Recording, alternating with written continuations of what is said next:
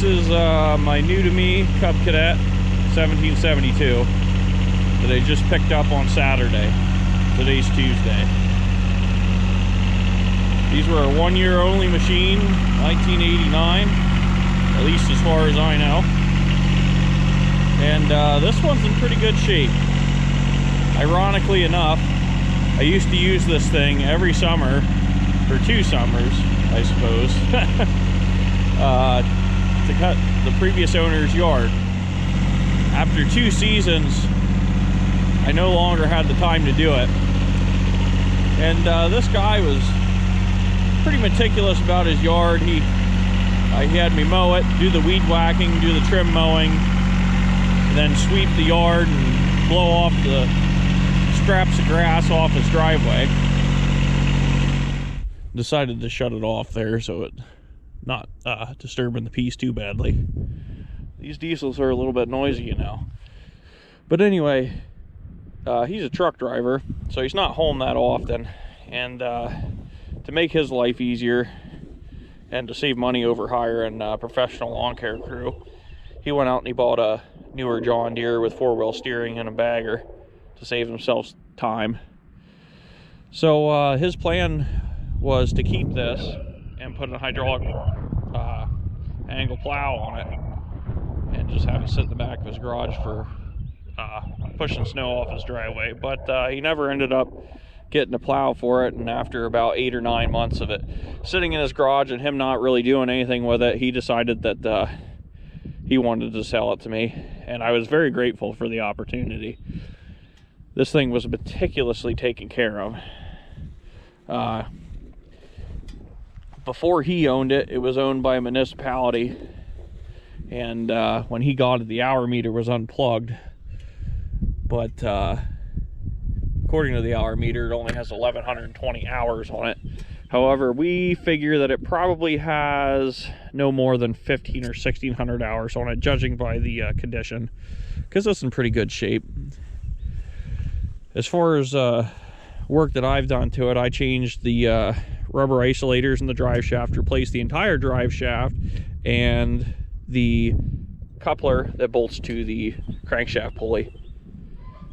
Oh, I also changed the hydraulic relief valves because they started leaking last summer.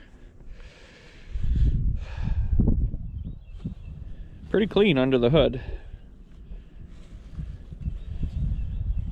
Kept his maintenance records on the inside of the hood.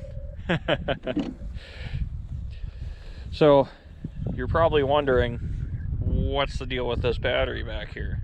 Well, as some of you may know, these had an issue with cold starting, and that's a Group 31 series battery in the box right there to assist with cold starting, because the previous owner didn't know about the gear reduction starter mod.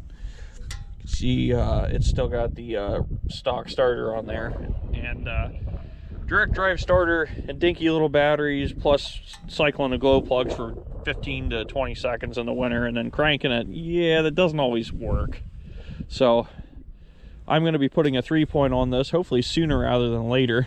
So we're going to have to get rid of that and put a gear reduction starter on it. As you can see, it came with a 50-inch mower deck, which I'd prefer because you can tell that it is sufficient for the power the tractor has. I've heard quite often that if you put a hay band 60-inch mower deck on these, they're quite underpowered for them. Well, I suppose not quite, but they definitely hog a lot more power. The 982D that I built for my father-in-law, he had a 60-inch hay band mower deck, and it hogged plenty of power. So anyway, we'll close the hood here, and we'll take you out back, and we'll show you the other things it came with. Oh, yeah, you always got to pull the throttle up a little bit. All right.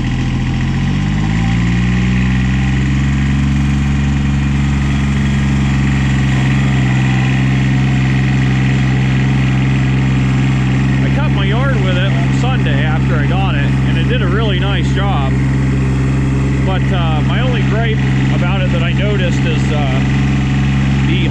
automatic control lever is too short. It's way far down there compared to the steering wheel and how high the seat sets. So we had to put an extension on that. Ironically though, I never noticed that before when I was cutting the previous owner's yard, because he didn't have all that big of a yard. But we'll fix that. And two, the steering seems kind of wandery and a little hesitant. He had the steering box rebuilt sometime before I got it. Actually, a few years. He owned this since '96. And I'm kind of wondering if they didn't change the springs, the little springs that are inside the steering control valve, because I've been told that if you don't, they're kind of wandery, and this is a little bit, so that's not a big deal. So this here tractor came with this here snowblower, and I'm guessing that the municipality that owned this here tractor traded it in to get a newer model, and then Charlie, the previous owner, bought it and ordered this new, the snowblower. So it is a 190 551 100 model, and it's in really good shape. Oh, and he gave me some mulching blades with it too. And ironically enough, this this snowblower I've had for a year now, and I got from 1864, which is crap the bed for the final time. It's getting parted out, but so I'm probably going to list either this one or that one for sale, whichever one's in better shape. It also came with a massive set of wheel weights. I mean, I thought these wheel weights that I had were huge, but yeah, they're definitely bigger. They probably weigh at least 80 pounds a piece, but I would guess well, you know, I think those ones weigh 100 pounds a piece, and these are heavier, so they're probably 110 or 120 a piece. But Charlie told me he had those made, so yeah, we're definitely going to test those out.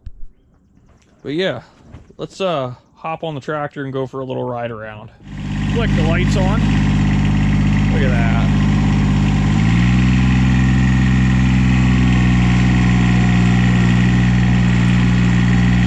So I've been wanting one of these things ever since I knew they existed, which I believe I was like 15 or 16.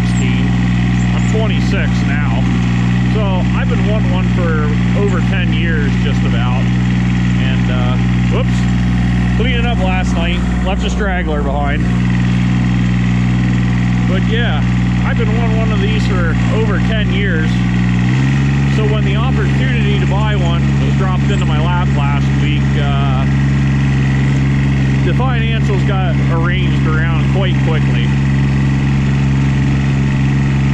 And rest assured, I got a good deal on it.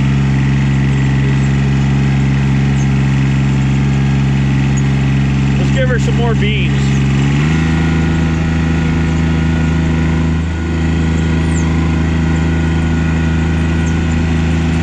I think that squeaking is the lower deck carriage, by the way. It's not the front wheels, trust me. I was already making sure of that.